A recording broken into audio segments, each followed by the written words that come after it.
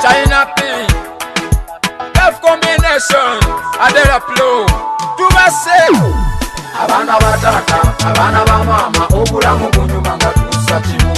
Akayimba kendeseka, babeyawula mu kuba omusaayi, gufusa omusaayi. Abana batata, abana ba mama, obulamu bunyuma nga tusa kimu. Akayimba kendeseka, babeyawula mu kuba omusaayi, gufusa omusaayi. Tembabulira abaganda bange, abantu b'ensi tubaleke. Abantu bangi bayogera ebigambo towuliriza bakube na kigambo. Oli muganda wange, oyo muganda wange producer Adela, oyo muganda wange Los Riders, nabo baganda bange. Team China P, nabo baganda bange. Team Otters, nabo baganda bange. DJ Rigani, naye muganda wange. DJ Jemo, naye muganda wange. Magical Town, nabo bakulu bange. Teyamani Nyanzi, oyo mukulu wange. Basaba kimu tubeera omuntu omu.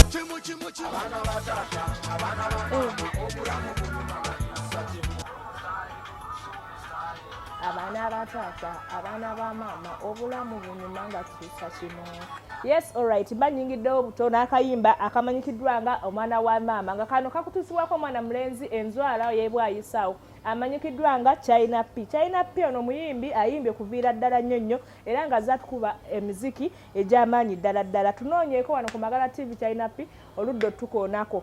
Nga bulijjo mankusako programu yo emanyikiddwa nga The Rising Star. Nga muno tukuleetera obunyomero bungi nnyo mwana wattu obw'enjawulo. Lwa Sunday essaawa 8 mpaka ssaawa 10 tuba tukutuusizzaako programu zo enyivu nga muno mwe muli amawulire ga entertainment agafudde mu wiiki. Kiki ekifudde ku serebuwo kyotasobodde kutegeera.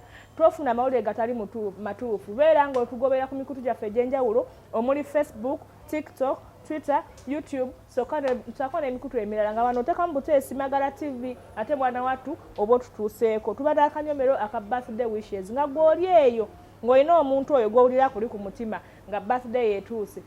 Ng'onoonya engeri y'okumusanyusaamu. Tukoonako obukonyi ku layini zaffe ezo ate mwana wattu tube nga tukwatagana tumutuuzeeko birthday mu ngeri ey'enjawulo naye muli waali awulire nga kituufu omulaze omukwano. Tubeera n'akanyomero aka The Rising Star ng'ono tumuleetedde ddala tukuleetera serebu oyo upcoming eyo yonna gy'aba yeekwese mu busonda. Kamera zaffe z'Amagala TV tumukukunulayo ate tetumukuleetera mwana wattu weeyongere okumumanya era ne gwe tuleese olwaleero tosaanidde kumusuwa. Kansokembeko mu bulango bwa makama bange ate enkomewo tovaako.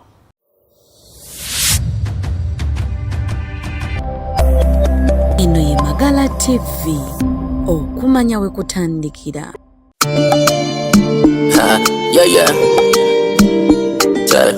Enough vibes of fish, shoka wempegasa tukuba tetwekuya. Wafuna babede, wagenda n'omubede mubede ebyange wabisonyiwa kali kasima kuwangula nakiriza gwe nonkyawa baby nakiriza gwe nonkyawa nakiriza gwe nonkyawa nakiriza gwe nonkyawa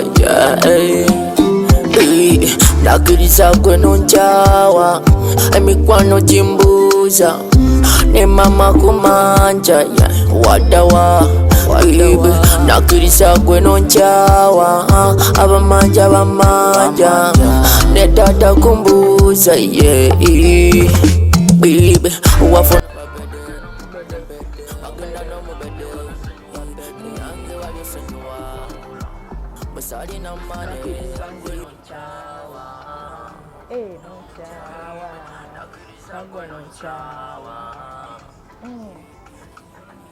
Yes, mukulikeyo nate mubulango bwa bakama baffe nyingiddewo ne talenti endala empya era nga naye eno tewerabira evira ddala kawempe anti mwana mulenzi vibes ye nga yakakubira abakyala mwenna abali eyo nga kasita ofuna omusajja sugar daddy alina ssente omubede ate mwatu ono understanding boyfriend bw'oba otobe nawo omusuulawo ye munnange bamukyawa nakkiririza ddala ebyomukwano n'abivaako era nga mu kizimbe olunaku olwaleero tumuyina wano mu 5 ku Magala TV era nja mba mutuusako mu akanyomero kaffe akasembayo. Ntumirako mmwe mwenna abagoberezi baffe mbalaba wano ku mikutu egy'enjawulo. Naashi nkulaba ku YouTube otutumiddeko ddala oli mukulaba live kutumiriddeko nnyo nnyini ddala. Desire mwana wattu naawe otugambye kwoli ku mukutu. Mwebale nnyo nnyo abagoberezi baffe abali ku pages ez'enjawulo aba TikTok ate mwe mukolera ddala kyamaanyi. Mukipinga okuadinga mu favorites, mukipinga okusharinga ne bannammwe ate tulabe nga ekintu kino tukigusiza ddala. Tulina birthday leero za mirundi 2 naye ate nga zanjawulo mukko. Kana akanyomero nako nze kanyumira nnyo anti abantu abalina omukwano ogw'ennamaddala babeera bagezezaako kisoosowaza okuwishingira abantu abo abaagalwa birthday nga muneeno tulinamu Mami Sherry. Mami Sherry ono awishingidde birthday muwala we Sherina aweza emyaka 4 egy'obukulu bweddu. Era bw'ogiraba Sherry message eno mami agambye akwagala nnyo akwagaliza birungi owangaale. Tulina n'omukyala amanyikiddwa nga Shira nga awishingira baawe omulangira Suuna birthday nnungi. Omulangira Suuna bakugambye bakwagala nnyo era bakusuubiza omukwano n'abaana abangi abalungi beddu. Suubira pure breed zokka ate mukyala wo bw'atyo bwagambye. Kano kakoze nga kakodyo era nga njagala otwala omukisa guno njagalize Ssaabasajja Kabaka Magulu Nnyondo empologoma Cuucu ataddibwamu amazaalibwa amalungi anti ye awezezza emyaka 70 egy'obuto beddu. Kamalova mulawo kamabange nkomewo ate ne The Rising Star waffe gwe tulina olunaku olwaleero tokyusa remote yo Magala TV. Njagala kwebaza tiimu Magala TV WhatsApp group mwebale kusharinga, mwebale ku likinga, mwebale ku commentinga, mwebale kutuwa ku magezi. Bannange buli ssekino nga gwoli nga bulozi kuwona munaana ne weziba teziri munaana nga gwoli okulaba program zaffe ez'enjawulo ku Magala TV. Mulimu Mega Vibes, mulimu Kodro Mix, nabagamba abeera ku kamera ne mu production abeera Simple Steven with a simple profile. Talina buzibu ye abeerawo kunzijukiza. Osobola omufollowinga ku social media platforms zonna Simple Steven, email, Facebook, WhatsApp, Twitter, byonna gyali, Instagram. Osobola omufollowinga Simple Steven with a simple profile. Neebaliza ddala bwe yenna eyeekomedde ku Magala TV nga gwe totukoowa obeerawo okulaba programu yange obeerawo okunyumirwa. Neebaza buli sponsor Blessed Unisex Saloon, Chris Packing Bakery, Jessica's Collections bwe kututeeka mu ssente nga bali kutukkiririzaamu TV gye ziri ennene, radio gye ziri naye mwasalawo ne mujja ku Magala TV.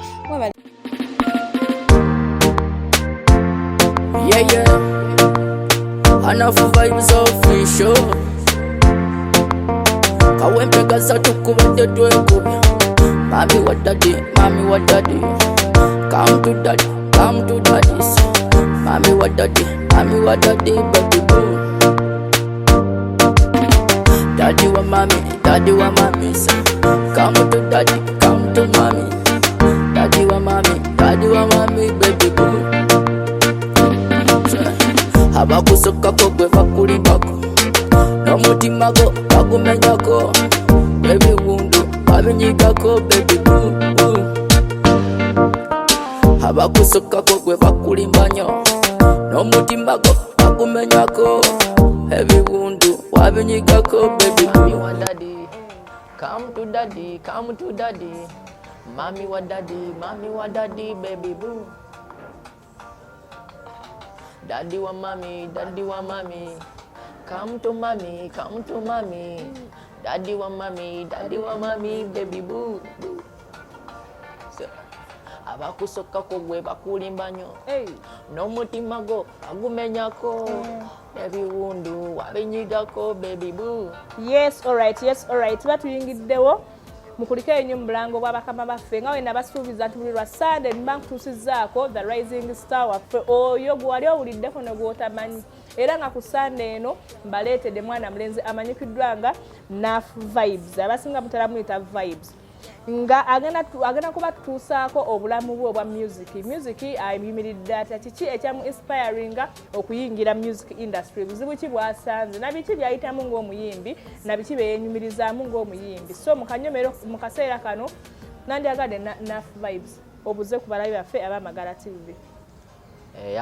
Amanya n'eddoboozi nze Naf Vibes official Kawempe gaza tukuba tetwekubya bulijjo kawempe gaza tukuba tetwekubya bakuba tebeekubya ndoza mukawulidde abamagale amalala mwetegekera abaana b'ekawempe amani abalabe baffe bamagala TV nsanyusa obalabako oba bulijjo mbeerayo eyo wansi mwana abanoonyako mukola kyamaanyi mwebala okundayikinga okunsheyalinga okwagala musiki wange leero nzize wano okumagala TV kubabuuzaako musibye mutya mwenna abaliko ku Magala TV abalabe baffe amani Enough Vibes. Okay, ndoza mwewuliddeko mwana mulenzi eddoboozi era nga weribeera mu buyimba kituufu ddala yono yennyini omanyi abamu abayimbi baddeeyo ne badda mugayita batya autotune ng'eddoboozi lya kompyuta nnyo AI yes naye erya Vibes lyeyo lyennyini na Vibes tusanyusa okulaba nange sanyusa obasanga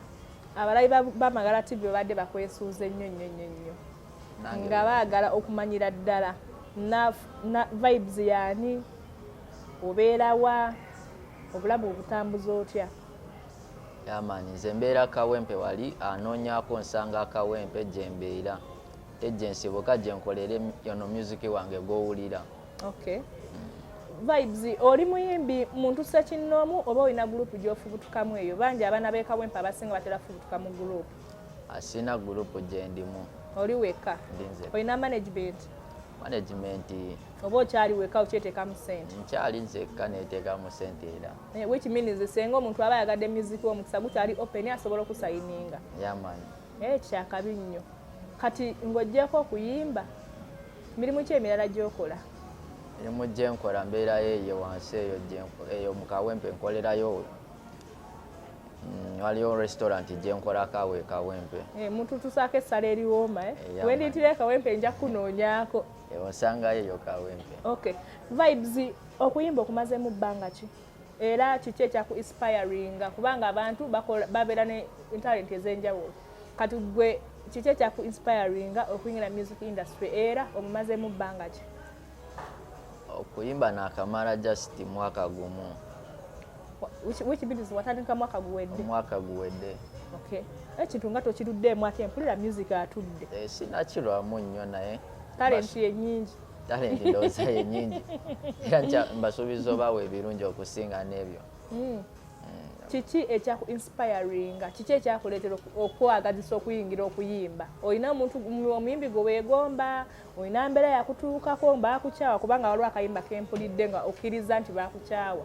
Baamala kukyawa naawe neweekyawa nogaako obiyimbeko, kiki ekyakusikiriza? Ekyansikiriza okuyimba era kyekyo. Baakukyawa? Yamaani. Naye baanamu abakyawa abantu naye ate twakifuna kubanga talent wali ogituulidde. So Vibes olina ennyimba mmeka? Kubanga ogambye wakatandika omwaka oguwedde kati mu mwaka guno ogumu olina ennyimba mmeka? Ennyimba ninamu ennyimba ziri 15. Mu mwaka gumu kisoboka? Kisoboka. Nnyimba 15? Yamaani. Zonna ozirecordings? Zonna zirecorded. Olinayo video mmeka? Video sinatandika okuta video lwa mbeera kasente. Mbeera ya kasente naye nga zo audio weeziri? Audio weeziri. Okay. Kati ku mitimbagano oterasangibwa ku channels kinaki? Senga omuntu aba akwagadde wano ku Magala TV ayinza atandikirawo okunoonya? Okunoonya okusookera ddala ku YouTube. Okozesa mannya ki? Nkozesa Enough Vibes.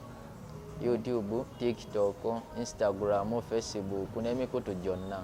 Bakusangayo? Bansangayo. Kasitateekamu buteesi erinnya? Kasitateekamu Enough Vibes. Okay. Kayimba ki mu buyimba bwonna akasinga okunyumira mu buyimba bwo? Kubanga nsofa bwe mpulirizaako obadde bunyuma. Obuyimba bwonna bunyumira naye waliwo olusinga. Kayimba ki? Luyimba lwe natuma mbikka.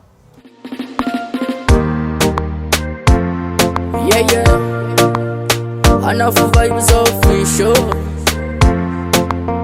Kawempe gaza tukubadde twekubya. Mami wa daddy. Come to daddy. Mami wa daddy, baby boo. Daddy wa mami, say. Come to daddy, come to mommy. Daddy wa mami, baby boo. Abakusokako gwe bakulibako n'omutima go bagumenyako ebiwundu babinyigako baby boo.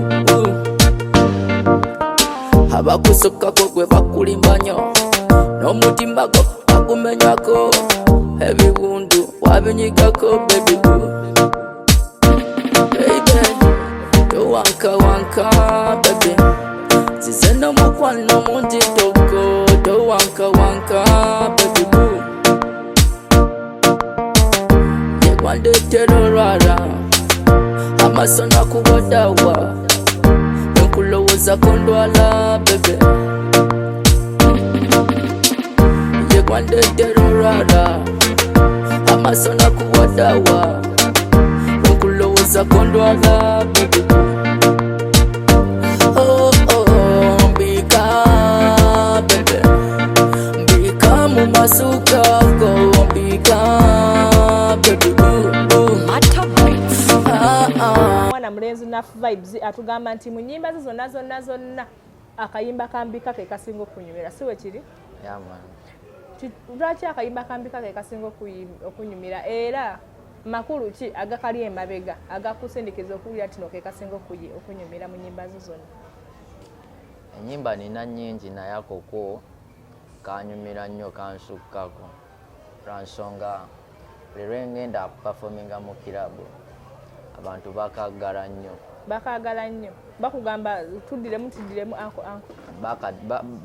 abamu bakasasulira n'okasasulira okaddamu nekikuleetera okugamba nti no kekasinga ekindeetera ogamba kekasinga kuzira endala nze nga mpulidde kalala kekasinga ng'owulidde ako naye nzaako kenjagala kekakusingira kiki what inspired yo okukawandiika owangamba ennyimba gwazeewandiikira? nzaziwandiika. Owandiika ku mbeera yo oba just kikugira bujjuzi? era mpandiika ku mbeera yange era nengattako n'embeera ekwata ku muntu omulala. Njagala oyawule oyimba ennyimba wangambye gwazeewandiikira oyimba ku mbeera yo nga gwe omuntu oba oyimbira abantu bye bayitamu kyawukana? Kale ennyimba ku mbeera yange nze gye mpisamu obulamu bwange mujja obuyimba n'otuwandiikira. Okay, ndowooza mumwewuliriddeko Nafu Vibes waffe nga tugenda kudda mu kanyomero kaffe aka 5 questions and answer nga munagenda kutuddamu ekana akanyomero Vibes kakasavu kanyama kubuuza kibuuzo n'oddamu immediately. Tetwagala kulowooza nnyo kubanga answer eri kumpi.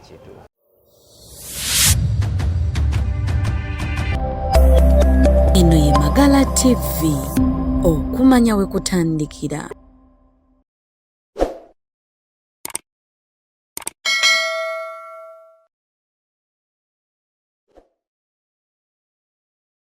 Nze obadde wakayingira studio nina kyensoose okwebuuza. Nafu Vibes olina emyaka emeka? Emyaka nina 18. 18. Bakuzaala mwaka ki? Mwaka gonyiza okuba sikyabujjukira naye ng'emyaka gyo ngimanyi.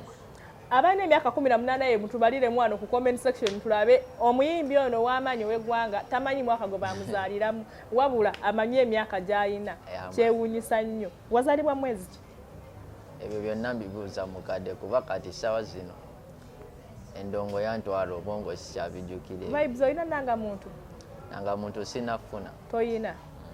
Ekyo nga kyewuunyisa nnyo kati wofuna kolabo n'omuntu omuyimbi ogenda bweru baagala nangamuntu. Nangamuntu nga yekuyisaawo. Nangamuntu nali ngikubisiza naye tenafuluma. Tenafuluma? Okay, Vibes status eyimiridde etya? Status yange simbi. Kyeŋŋamba oli mufumbo toli mufumbo? Siri mufumbo. Lwaki toli mufumbo? Sinafuna mutuufu. Abayimbi nga batandikirawo okuwasa abatannakuba na hiti nga yakyambadde dda gw'olinda kyo oyagala abaana bakutomere bakubbe ssente? Sinafuna mutuufu. Wadde ne girlfriend taliiyo? Siyina. Tunula mu kamera z'Amagala TV zigenda wala bw'oba nga gy'oli manya bakweganya eddakiika eno. Olina girlfriend toyina? Siyina. Vibes alibwa singo wa namunigina era abeetega mwenna abeekawempe muyina serebu ali singo. Ogambe tomanyi mwaka gwe wazaalibwako naye olina emyaka 18. Kino mwatu tekifaananikika. Director wange omwana alina emyaka 18 baba bamuzaala mwaka ki? nsaba otubaliremu kaawo tumuyambe wakiri ajjukire nti ku Magala TV gwe ye TV gye channel yokka gye namanyirako amazaalibwa gange amatuufu. Okay. Mmere ki esinga okuwoomera? Singa kuwomerwa matooke. Matooke. Ogalya gokka nga tekulimba? Gokka. Mmere ki esinga okuwoomera? Matooke. Gwe kataba kubegera ettooke olya buli? Naye kutabaako supu? Ate emba ki ezisinga okuwoomera? Nkoko. Nkoko. Oli Muganda? Ndi Muganda naye nakulira eyo mu bajjajja bange. Nga tofaanana kuba Baganda ate ng'osinga kwagala amatooke. Amatooke g'abantu Baganda bokka. Nedda. Ndi Muganda naye nakulira mu bajjajja bange abazaala mama wange. Abeewa? Bushenyi Mbarali wansi. Sooka otumire ku bantu b'ebushenyi mu lulimi lwe bategerako akasobo akulira wa jjajja. Abantu ab'ebushenyi mwena n'abalamusewo n'abaakula musibire muta. Ab'ebushenyi mwena batumiddeko n'abalamusa mu lulimi lw'Obushenyi. Olulimi lw'Obushenyi. Ne jjajja omutumire mu Lushenyi ayinza okulaba. Ajjajja ye siyina yafa. Sorry. Kale babuuzeeko bajja kujjukira. Musibire muta mwena abantu Oluganda kale lukyasinzire. Naye ng'okakasa akulira Bushenyi. Nakulirayo naye ndoddo. Buuza ku bantu b'Ebushenyi mu lulimi lwe bategeera. Mwasiba muta mwena abantu ba Bushenyi. Kale abantu b'Ebushenyi vibes ababuuzizzaako. Ng'oyingira music industry eno olina role model omuyimbi yenna oba role model olina omuntu yenna gwe weegomba mu bulamu bwo ng'ogamba senga Mukama ansaasira n'ekikuba njagala kubanga muntu ono gy'ali mu bulamu bwo gwe weegomba senga Mukama akuwa omukisa. Omukisa go era alina ogumpa naye sina muyimbi gwe neegomba. Mu bulamu tolina na role model yenna wadde si muyimbi omuntu aku-inspiringa katugeze abaana b'ennaku bagamba Bobi Wine ye role model wange wenkula njagala mpitemu nga ye nnyimbe miziki wange nnyingire bwe nti tolina kintu kye weegomba omuntu gwe weegomba mu bulamu? Ataliyo. Ekitegeeza gwe tolina ggoolo gy'ogoberera? Sirina muntu gwe neegomba. Kye ŋŋamba tolina ggoolo yonna gy'ogoba mu bulamu kuba nze nakula neegomba kubeera piloti era ne mu kusoma nga njagala ŋŋamba mami njagala nkule nnyo nsome nnyo nvuge ennyonyi gwe toyina kye weegomba. Nze nakula nga njagala kubeera muyimbi naye nga sirina gwe neegomba. Okutwaliza wamu olwedde oli mu birooto byo? Nyamaani. Olowooza waakikubye? Sirina baakikuba naye nga ngenda akikuba. Ng'ogenda kukikuba? Ng'okozesezza ngeri ki? Olowooza ogenda kikuba ddi? Kubanga omuntu yenna era omwaka eguggwerako obeera olina okuba nga olina w'otuuse. Ziba ntegeka za Katonda kuba gwe omuntu oba tosobola kumanya kadde ki. Osaba ddiini ki? Nsaba mu ddiini y'Abagundi. Vibes talina ddiini. Vibes oli wa ddiini ki? Ndi Mukatuliki. Oli Mukatuliki? Yamaani. Ewaka gye bakuzaala Bakatuliki? Ewaka Bakatuliki. Osabira mu kyaki yaawa? Kyaki sitera kusaba buli lwa Sande. Vibes bannange. Naye nga manyi ndi Mukatuliki. Oli Mukatuliki? Wali ogenzeeko mu kyaki? Nagendamuko gumu. Nga bakubatiza? Nga tebambatiza kale kumbatiza nagendamu then neziramu nengendamu omulala. Ng'ogenze kukolayo ki? Yali Christmas? Kyanzijjira buzi nengendayo. Mwoyo ng'akuseeko? Kituufu. Bakubatiza? Bambatiza. Bakubatizisaawa? Mu kyaki era. Eyaawa? Eri eyo e Bushenyi. Mbadde njagala onnimbe oleme kuŋŋamba Bushenyi wangambye nti gye wakulira. Eri eyo e Bushenyi. Okay. Kati vibes njagala okumanya. Gwe wagira kibiina ki? Mu by'obukulembeze. Ani president wo? Ono aliko atutwala. Ani president wo? Njagala omugamba abantu oyogere erinnya lye. Gwe ani president wo? President we Uganda aliko gwe mpagira kuba yatutwala. Anti abantu babulira amannya. Yoweri. Ayina limu? Amalala sigamanyi. Yoweri? Manyi Yoweri. Ye president wo? Yamaani. Okay. Ndowooza mwewuliriddeko mwana mulenzi Nafu Vibes yeeyo profile ye ebimukwatako ebituufu byotagenda kusanga wala wokka okujjako bye tumubuuzizza olunaku olwaleero. Mwebale kutuninga musigale nga mutugoberera wano abaliko mbalaba bakadaama bannaye mututeekamu ssente abali online mwenna mbalabira ddala mwebale kuweereza bubaka obw'enjawulo. Nafu Vibes njagala osiibule ku bawagizi bo n'abalabi b'Amagala TV. Abawagizi bange kyenyinza obasuubiza mwongeremu amaanyi nange ndongo ndi eno nfumba. Namwe abalabi ba Magala TV mweyongere okulaba commentinga musheyalingireko ne banne. Yama enough vibes official sigadde bwati. Daddy wa mami, daddy wa mami. Come to mami, come to mami. Daddy wa mami, baby boo.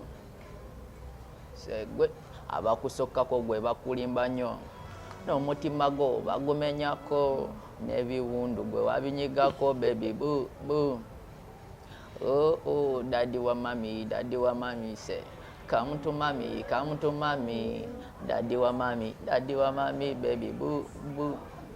Yamane nyimba muzinonyeko amane dobozi na vibes official.